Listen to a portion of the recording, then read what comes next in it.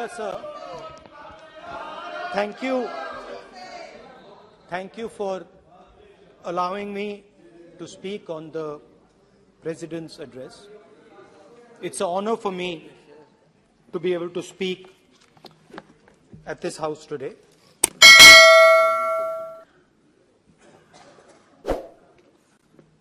जैसे आप सबको मालूम है, पिछले 4 महीनों में हम भारत जोड़ो यात्रा कन्याकुमारी से लेकर कश्मीर तक हम पैदल चले।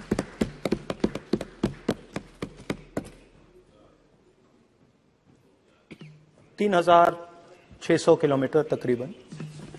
और इस यात्रा पे बहुत कुछ सीखने को मिला।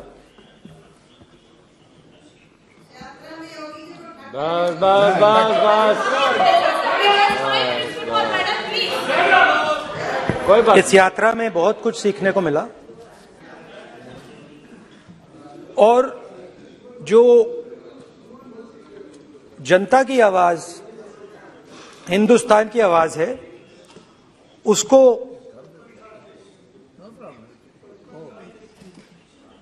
गहराई से सुनने का मौका मिला।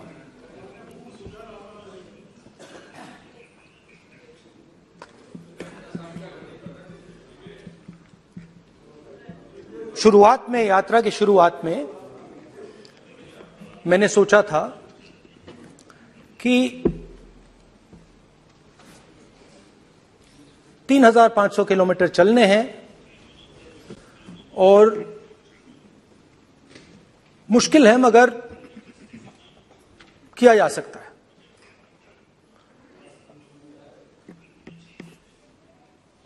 आप भी राजनेता हो, हम भी राजनेता हैं।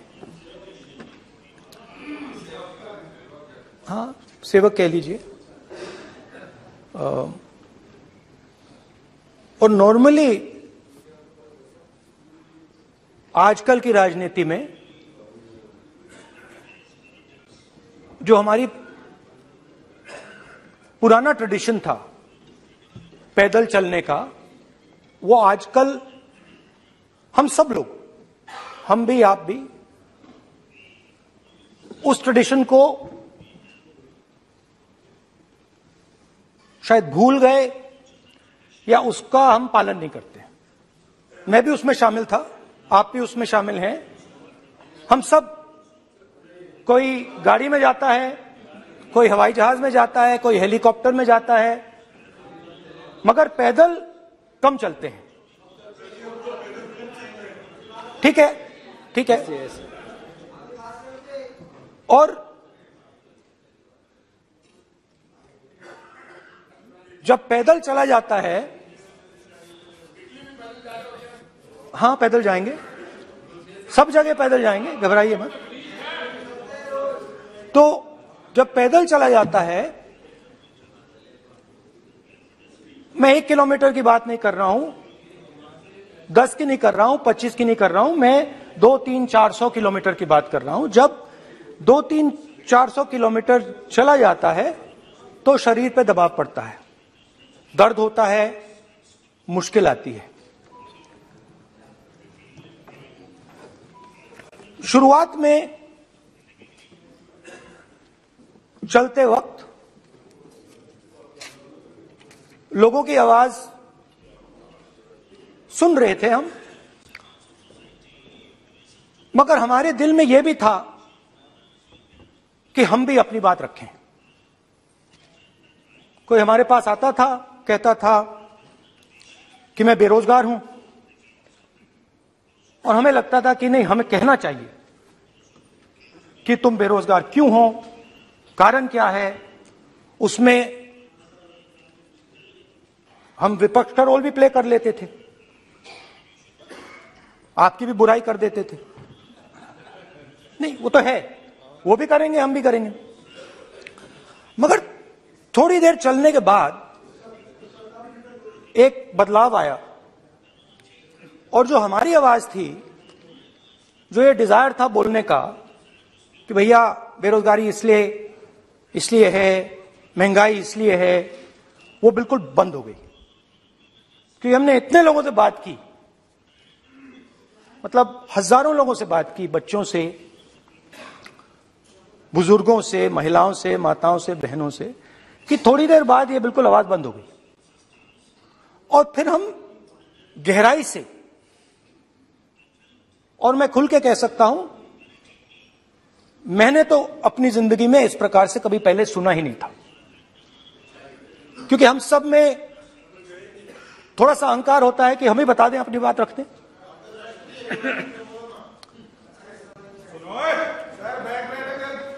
तो आस्ते आस्ते जब हम चले 500-600 किलोमीटर बाद, जनता की आवाज गहराई से सुनाई देने लगी। और एक प्रकार से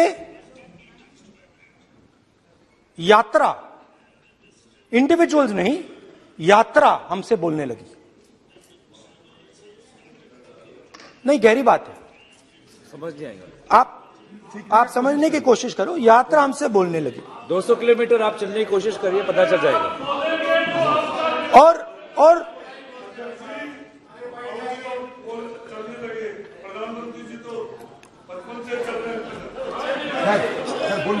वो चाय बेचने के लिए जाते थे। तो यात्रा बोलने लगी।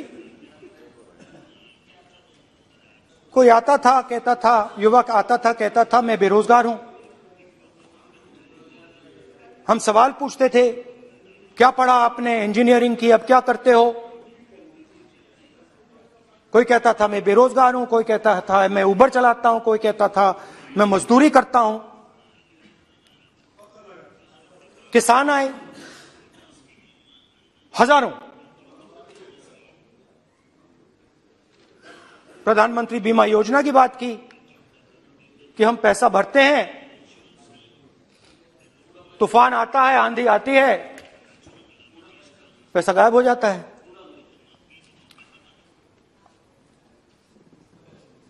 किसानों ने यह भी कहा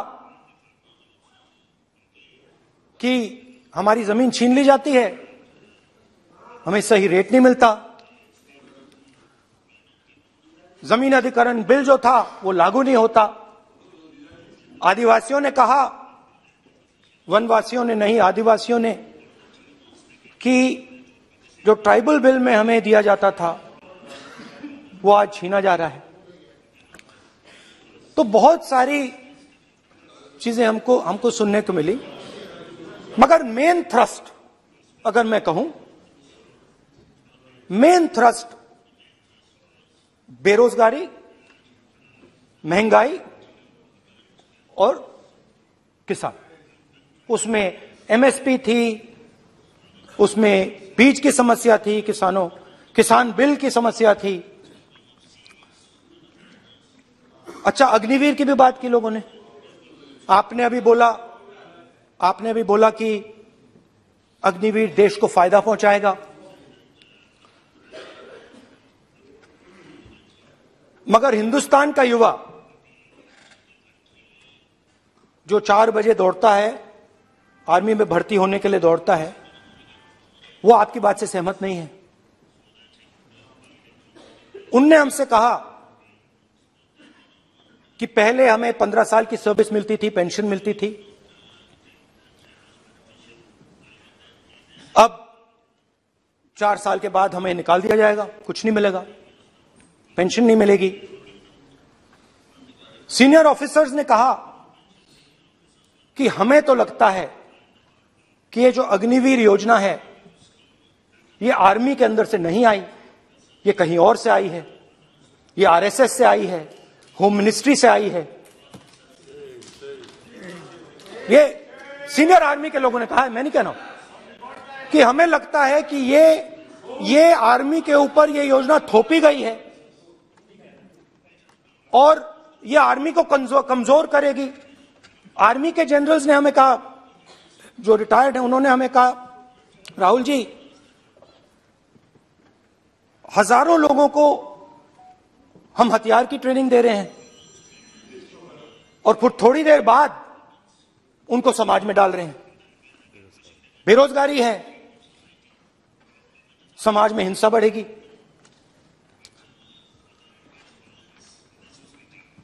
तो उनके मन में था कि ये जो अग्निवीर योजना जो है, ये आर्मी के अंदर से नहीं आई है। और मुझे नाम भी बताया कि अजीत डोभाल जी ने ये योजना आर्मी पे थोपी है। क्यों नहीं ले सकते? क्यों नहीं ले सकते? बिल्कुल ले सकते हैं, पार्लियामेंट में थोड़ी है वो।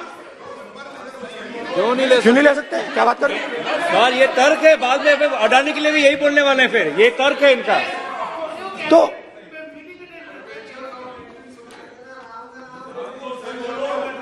तो इंटरेस्टिंग बात यह है, इंटरेस्टिंग बात यह है कि मैंने फिर प्रेसिडेंट्स एड्रेस पढ़ा। देश के सब युवा अग्निवीर अग्निवीर अग्निवीर अग्निवीर बोल रहे हैं, कह रहे हैं कि ये आर्मी के ऊपर थोपा गया है, हमें नहीं चाहिए। आर्मी के लोग कह रहे हैं हमें नहीं चाहिए। जैसे मैंने कहा, आर्मी को लगता है कि होम मिनिस्ट्री ने इनके ऊपर थोपा है, आरएसएस ने ये उनके ऊपर थोपा है। तो ये आवाजें आ रही हैं। अब मैंने आपका बैठिए, अब बैठिए, कौन सा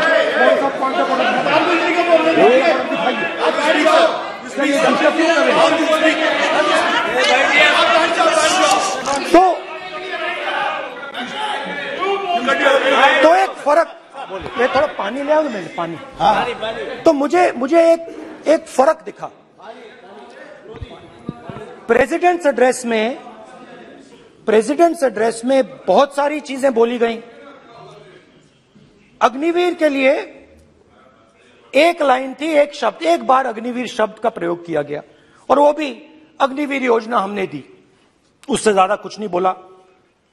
कहां से आई, कौन लाया, किसको फायदा होगा, ये नहीं बोला। बेरोजगारी शब्द ही नहीं था उसमें। आपने देखा होगा, बेरोजगारी शब्द ही नहीं था प्रेसिडेंट एड्रेस में। महंगाई शब्द ही नहीं था। तो जो यात्रा में हमें सुनने को मिला, अग्निवीर, महंगाई, किसान, बेरोजगारी, प्रेसिडेंट एड्रेस में था ही नहीं। उस पे नहीं है। तो ये मुझे थोड़ा अजीब लगा कि जनता कुछ कह रही है और प्रेसिडेंट्स एड्रेस में कुछ और सुनाई दे रहा है। अच्छा, एक और चीज हमें बताई गई। तमिलनाडु से लेकर केरला, महाराष्ट्र, मध्य प्रदेश, सब जगह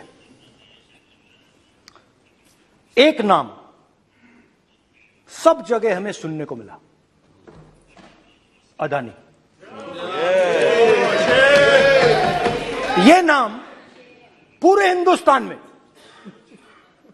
केरल में, तमिलनाडु में, महाराष्ट्र, कर्नाटका, हिमाचल, कश्मीर, सब जगह अदानी अदानी अदानी अदानी अदानी।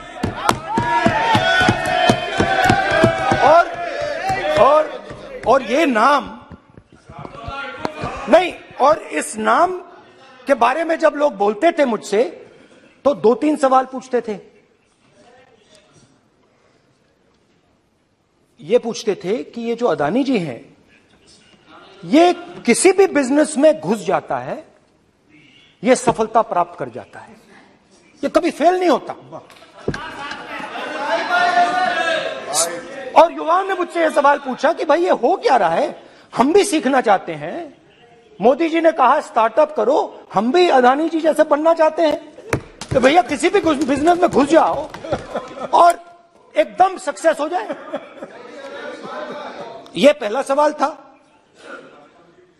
दूसरा सवाल था कि ये अदानी जी हैं, ये किसी भी बिजनेस में घुस जाते हैं। पहले ये 1-2 बिजनेस करते थे, अब ये 8-10 सेक्टर्स में काम करते हैं। Airports, data centres, cement, solar energy, wind energy, aerospace and defence, consumer finance, renewables, media. तो उन्होंने मुझसे पूछा कि राहुल जी, हाँ वेट करो, वेट। हाँ, धन्यवाद। पोर्ट्स की बात भी थी, पोर्ट्स की बात भी थी। ये भी सवाल पूछा, ये भी पूछा कि भैया एक बात बताइए, राहुल जी बताइए हमें कि अदानी जी का जो नेटवर्थ है वो 3 साल के अंदर, नहीं सॉरी 2014 से लेकर 2022 तक ये $8 बिलियन से $140 बिलियन कैसे हो गया? कैसे हुआ? मोदी कैसे? मोदी है तो मुमकिन ये 2014 में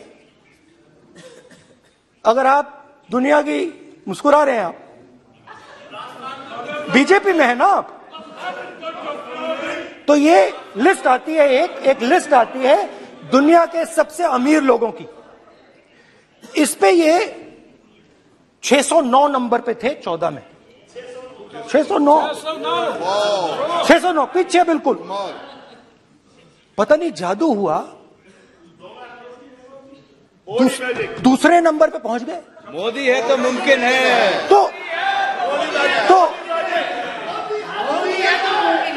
तो मुझसे पूछा यार, बहुत सारे लोगों ने पूछा कि भैया राहुल जी बताइए, हिमाचल में सेब की बात होती है अदानी जी, कश्मीर में सेब की बात होती है अदानी जी, पोर्ट्स की बात होती है अदानी जी, एयरपोर्ट्स की बात होती है अदानी जी, इंफ्रास्ट्रक्चर, अच्छा हम सड़क पे चल रहे हैं, मैं पूछूं किसने बनाई? अदानी जी। तो लोगों ने यह भी पूछा कि राहुल जी ये जो अदानी जी जो हैं, इनकी सफलता कैसे हुई? ये इतने बिजनेसेस में कैसे घुस गए? इतनी सफलता कैसे प्राप्त हुई? और सबसे जरूरी सवाल, इनका हिंदुस्तान के प्रधानमंत्री के साथ क्या रिश्ता है और कैसा लगा? देश जानना चाहता है, तो देश जानना चाहता है। ये देखिए रिश्ता, ये देख लीजिए प्लीज पोस्टर माननीय सदस्य पब्लिक में सर, नहीं स्पीकर सर, वो फोटो है सर, वो पोस्टर नहीं है। आप वरिष्ठ सदस्य हैं, प्राइम मिनिस्टर की फोटो है सर, उसके नियम में बहुत नहीं, उनका अच्छा चेहरा सदन ने दिख रहा नियम है। बनाया है। उनके वहां पे उनके पीछे अदानी का लोगो है, अदानी जी के हवाई जहाज में घुस रहे हैं। तो मैंने सोचा कि आज के प्रेसिडेंट्स एड्रेस में मैं थोड़ा जो नरेंद्र मोदी जी का और अदानी जी का रिश्ता है उसके बारे में आपको थोड़ा बता देता हूं। प्लीज बताइए। तो वो आप बता देना।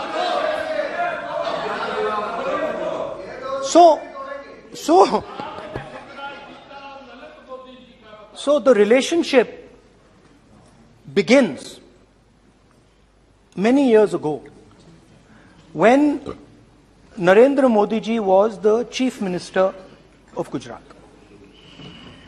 And when most of India's business was asking questions of the Prime Minister, was against the Prime Minister, one man stood shoulder to shoulder with the Prime Minister.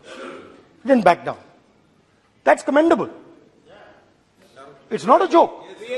He was loyal to the Prime Minister. And what did he do? He helped Mr. Modi construct the idea of resurgent Gujarat. Right? The idea that you bring these businessmen together, and you call it resurgent Gujarat, vibrant Gujarat, they're both. And he was the backbone in setting up that group of people. Okay? And the result of that was tremendous growth of his businesses in Gujarat. Expansion of his businesses. I think then the real magic starts. जब प्रधानमंत्री जी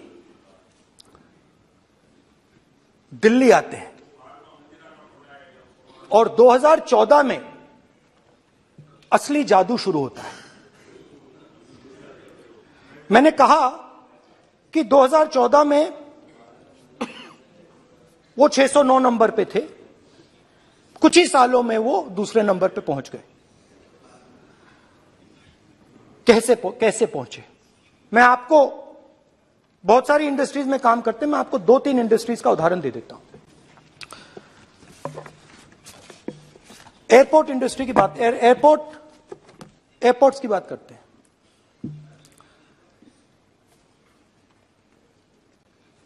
कुछ साल पहले सरकार ने हिंदुस्तान के airports को develop करने के लिए दिया।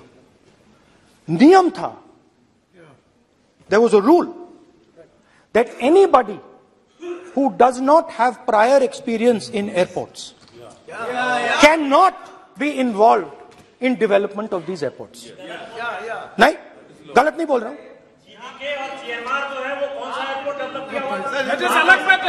आप बैठ जाइए।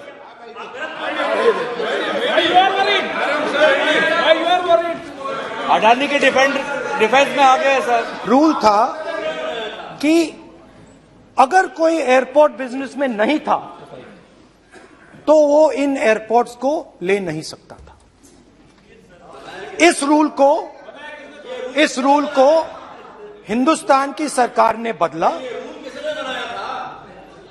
किसी ने भी बनाया हो रूल था, किसी ने भी बनाया हो रूल था। रूल बनाया किसने बात नहीं है, रूल बदला किसने बात है। रूल बदला गया, किसने किया है?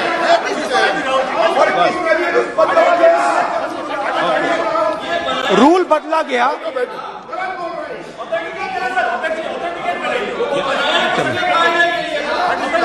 सर पार्लियामेंट्री अफेयर्स चक्कर रहेगा क्या सर? आप पार्लियामेंट्री अफेयर्स मिनिस्टर से रूल को बदला गया। सर बोलने दीजिए। करना चाहिए सर, ऑथेंटिकेट करना चाहिए। चलिए तो ये रूल बदला गया। उस समय मीडिया में इसके बारे में चर्चा हुई थी। रूल बदला गया और अदानी जी को 6 एयरपोर्ट्स दिए गए। उसके बाद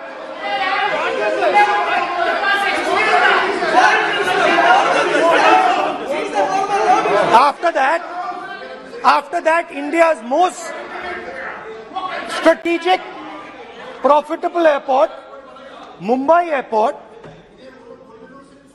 was taken away by GVK, hijacked by using the agencies. The agencies को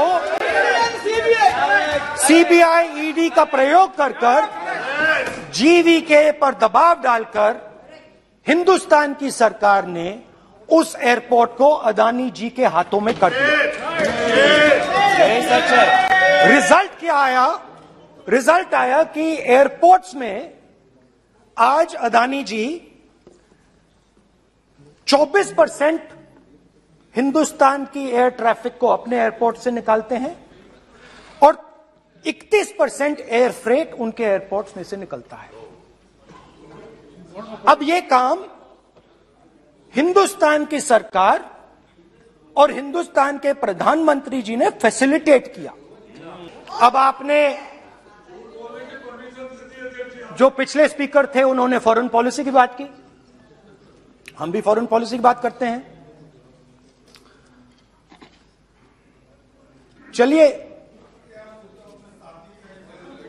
डिफेंस से शुरू करते हैं। बहुत ऑप्शंस है, आप बताइए कहां से शुरू करें। बिजली, डिफेंस, कोयला, बहुत ऑप्शंस है। Defence, let us start with defence. अब डिफेंस में अदानी जी का कोई एक्सपीरियंस नहीं था, जीरो एक्सपीरियंस। कल मैंने प्रधानमंत्री को HAL में देखा। प्रधानमंत्री जी ने कहा कि गलत आरोप लगाया, मगर रियलिटी तो यह है कि HAL का जो कॉन्ट्रैक्ट था 126 हवाई जहाजों का, वो अनिल अंबानी को चला गया और अनिल अंबानी बैंकरप्ट हो गया। वहां भी फैसिलिटेशन था।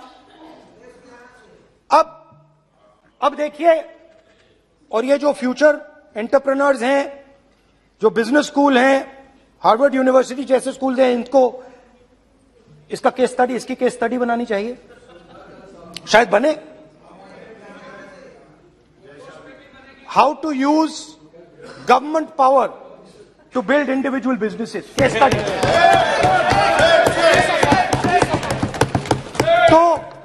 तो अब देखिए, अदानी जी की डिफेंस में इंटरेस्ट देखिए।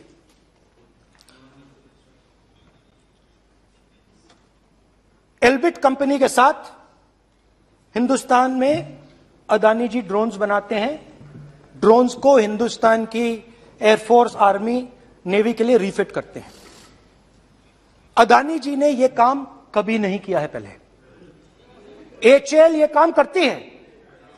हिंदुस्तान में और भी कंपनीज हैं जो ये काम करती हैं, मगर प्रधानमंत्री जी इजरायल जाते हैं और उसके एकदम बाद अदानी जी को ये कॉन्ट्रैक्ट मिल जाता है, मगर एक नहीं मिलता।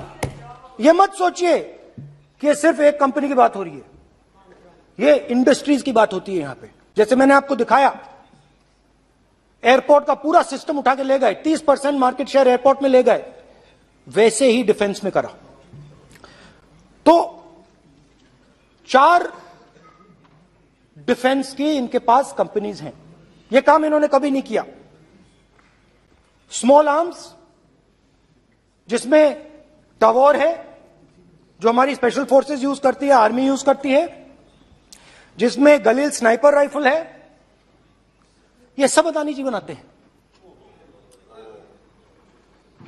सीधा स्ट्रेट इजरायल में प्राइम मिनिस्टर जाते हैं, प्राइम मिनिस्टर के साथ वहां पे मतलब बीच में पैदल चलते हैं और फिर जादू से पीछे से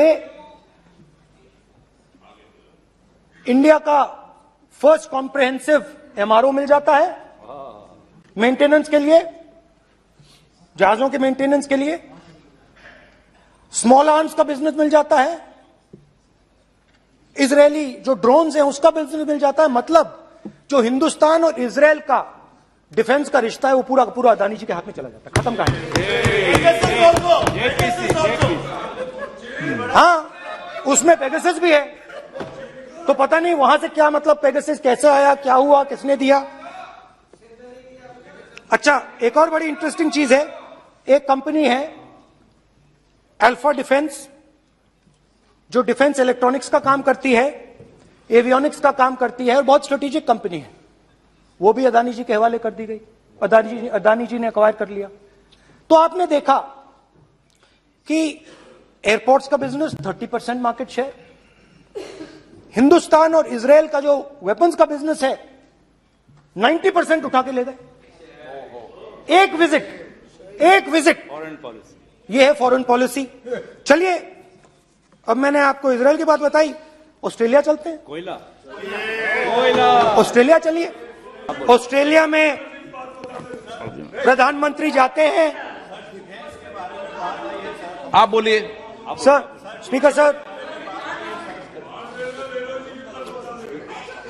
प्रधानमंत्री जी ऑस्ट्रेलिया जाते हैं और जादू से State Bank of India $1 billion loan Adani ji को ऑफर कर दिया। सर, इसका भी डॉक्यूमेंट जरूरी है क्या, बताओ। मोदी जी, आपका सरकार के पास है। Sadyr please. उसके बाद मैं उदाहरण दे रहा हूं, पूरी दुनिया में मोदी जी जाते हैं, घूमते हैं, तो मैं बता देता हूं क्या होता है वहां पे। बांग्लादेश में गए, हाँ, काम पे ही जा रहे हैं, वही तो बोल रहा हूं, काम पे जा रहे हैं। बांग्लादेश जाते हैं, मोदी जी की पहली ट्रिप होती है बांग्लादेश में। वहां पे बांग्लादेश को इलेक्ट्रिसिटी बेचने का डिसीजन लिया जाता है। कुछ ही दिन बाद बांग्लादेश पावर डेवलपमेंट बोर्ड 25 साल का कॉन्ट्रैक्ट अदानी जी के साथ साइन कर देता है।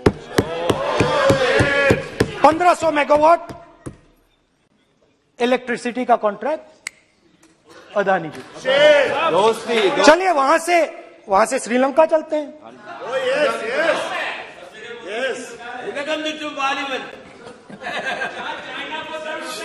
जून 2022 में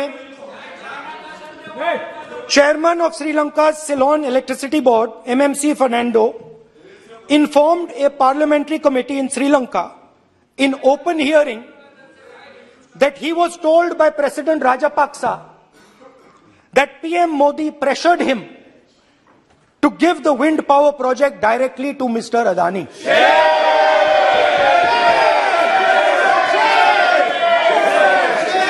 मतलब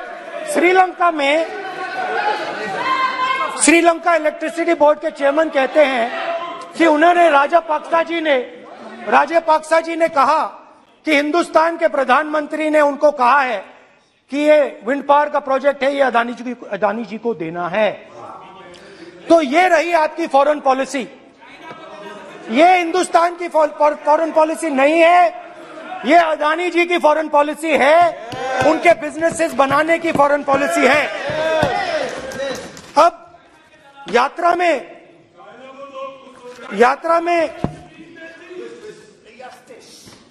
में मुझसे 2-3 और सवाल पूछे गए। यात्रा में लोगों ने मुझसे पूछा, राहुल जी ये जो LIC कंपनी है इसका पैसा अदानी जी की मदद करने के लिए क्यों डाला जा रहा है? उन्होंने यह भी पूछा कि अदानी जी के जो शेयर्स हैं बड़े वोलेटाइल हैं, उसमें LIC का पैसा क्यों डाला जा रहा है? तो मेरा कहना है कि एक सेकंड, मेरा कहना है कि अदानी जी की मदद प्रधानमंत्री जी और हिंदुस्तान की सरकार कैसे करती है? हजारों करोड़ रुपए हिंदुस्तान के public sector banks Adani ji को मिलता है। 27,000 करोड़ रुपए SBI, PNB 7,000 crore, bank of Baroda 5,500 crore, ये मैं लिस्ट चलती जाएगी। LIC का एक्सपोजर 36,000 करोड़ रुपए, 3 crore SBI and other PSU bank holders.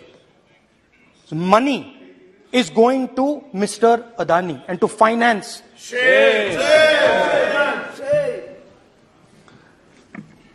Now, of course, there is another question. तो मदद कैसे हो रही है? हिंदुस्तान के पब्लिक सेक्टर बैंक्स का पैसा, LIC का पैसा नरेंद्र मोदी जी, अदानी जी को दिया जा रहा है। अगर कोई सामने खड़ा हो जाता है, जैसे जीवी के लोग खड़े हुए, ED, CBI एजेंसीज आ जाती हैं, उनको परे कर देती हैं। तेलंगाना में भी एक पोर्ट का उदाहरण था, मगर मेन सवाल और सबसे इंटरेस्टिंग सवाल दूसरा है। कुछ दिन पहले ये हिंडनबर्ग रिपोर्ट आई, उसमें लिखा था कि अदानी जी की हिंदुस्तान के बाहर शेल कंपनीज हैं। ये जो शेल कंपनीज हैं, सबसे पहला सवाल है, ये हैं किसकी? ये किसकी है मॉरिशस में जो शेल कंपनीज हैं? और ये जो हजारों करोड़ रुपया ये शेल कंपनीज हिंदुस्तान में भेज रही हैं, ये किसका पैसा है? और क्या ये काम अदानी जी फ्री में कर रहे हैं? अब मैं ये सवाल क्यों पूछ रहा हूं? क्योंकि अदानी जी स्ट्रेटेजिक बिजनेसेस में काम करते हैं। अदानी जी हिंदुस्तान के पोर्ट्स को डोमिनेट करते हैं, अदानी जी हिंदुस्तान के एयरपोर्ट्स को डोमिनेट करते हैं, और जैसे मैंने कहा अदानी जी हिंदुस्तान की डिफेंस इंडस्ट्री में बहुत जरूरी रोल प्ले करते हैं। तो मेरा पहला एक छोटा सा सवाल है कि जो शेल कंपनीज हैं, इनके बारे में हिंदुस्तान की सरकार ने कोई सवाल नहीं उठाए? ये कौन लोग हैं, ये किनकी कंपनीज हैं? ये स्ट्रेटेजिक मामला है, पोर्ट्स का मामला है, एयरपोर्ट्स का मामला है, डिफेंस का मामला है, और जो कंपनी इन स्ट्रेटेजिक एरियाज में काम कर रही है उनके बारे में आपको मालूम ही नहीं। ये नेशनल सिक्योरिटी का मुद्दा है, आपको मालूम ही नहीं कि ये शेल कंपनीज किसकी हैं, कितना पैसा आ रहा है, किसका पैसा आ रहा है। तो एक बहुत बड़ा सवाल है, ये पैसा किसका है, ये शेल कंपनीज किसकी हैं, और ये हिंदुस्तान की सरकार की जिम्मेदारी है ये पता लगाना ये किसकी शेल कंपनीज है और ये किसका पैसा अंदर आ रहा है। JPC, JPC, we want JPC, we want JPC.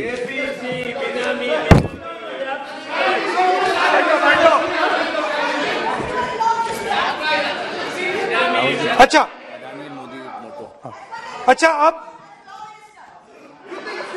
अब चलिए छोटा सा बजट के बारे में बता देता हूं। 2022 में अदानी जी अनाउंस करते हैं कि वो $50 बिलियन इन्वेस्ट करेंगे to build the world's largest green hydrogen ecosystem. और इस बजट में बीजेपी की सरकार निर्मला सीतारमण जी कहती हैं हम ग्रीन हाइड्रोजन के लिए बहुत ह्यूज इंसेंटिव्स देंगे, 19,700 करोड़ रुपए हम ग्रीन हाइड्रोजन के लिए देंगे, मतलब अदानी जी को देंगे। जुगलबंदी बजट में अदानी जी के लिए 50 नए airport, coastal shipping, horticulture, grain storage, ये सब काम आप कर रहे हैं। तो मेरे सिर्फ कल प्रधानमंत्री जी आज कल भाषण देंगे, मेरे उनसे 2-3 छोटे से सवाल हैं। मेरा प्रधानमंत्री जी से 2-3 सवाल हैं।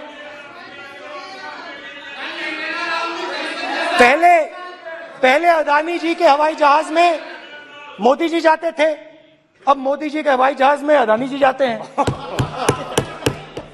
पहले लोकल मामला था, फिर नेशनल मामला हो गया, उसके बाद इंटरनेशनल मामला हो गया। अदानी जी के लिए बोरिस जॉनसन का बेटा काम करता है, आपको पता नहीं मालूम है या नहीं मालूम? भाई सॉरी, नहीं बेटा भी, भाई काम करता है। तो ये मामला पहले गुजरात का मामला था, फिर ये हिंदुस्तान का मामला हुआ, अब ये इंटरनेशनल मामला हो गया है। तो मेरा सवाल प्रधानमंत्री जी से, और सिंपल सवाल है, प्रधानमंत्री जी आपकी फॉरेन ट्रिप्स पे अदानी जी और आप कितनी बार एक साथ गए? Adani ji, how many times did you travel together with Adani ji? How many times did Adani ji join you later on a visit? How many times did Adani ji travel to a country immediately after you did? Good question. And in how many of these countries after you visited did Adani ji get a contract? Good question. Also an important question, जरूरी सवाल। अदानी जी ने BJP को पिछले 20 साल में कितने पैसे दिए हैं?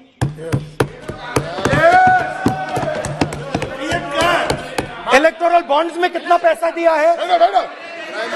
मैंने आज वो जो युवाओं ने मुझसे सवाल पूछा था कि अदानी जी की इतनी बिजनेस एक्यूमेंट कहां से आई, इतने अलग अलग सेक्टर्स में अदानी जी ने कैसे सक्सेस प्राप्त की, अदानी जी के बारे में पूरी दुनिया को स्टडी करनी चाहिए, हार्वर्ड यूनिवर्सिटी को स्टडी करनी चाहिए कि पॉलिटिक्स के बीच में और बिजनेस के बीच में कैसा रिश्ता होता है। India is a case study and prime minister Narendra Modi should be given a gold medal in this. Now बहुत अच्छी तरह बीजेपी के जो पिछले स्पीकर थे उन्होंने मेरे भाषण को इंकैप्सुलेट किया मेरे लिए बहुत अच्छी तरह। आपने जो मैं सोच रहा था आपने उससे और भी अच्छी तरीके से बोल दिया। Coming together is a beginning, Adani और keeping together is progress, working together is success. Adani ji and Narendra Modi ji, thank you.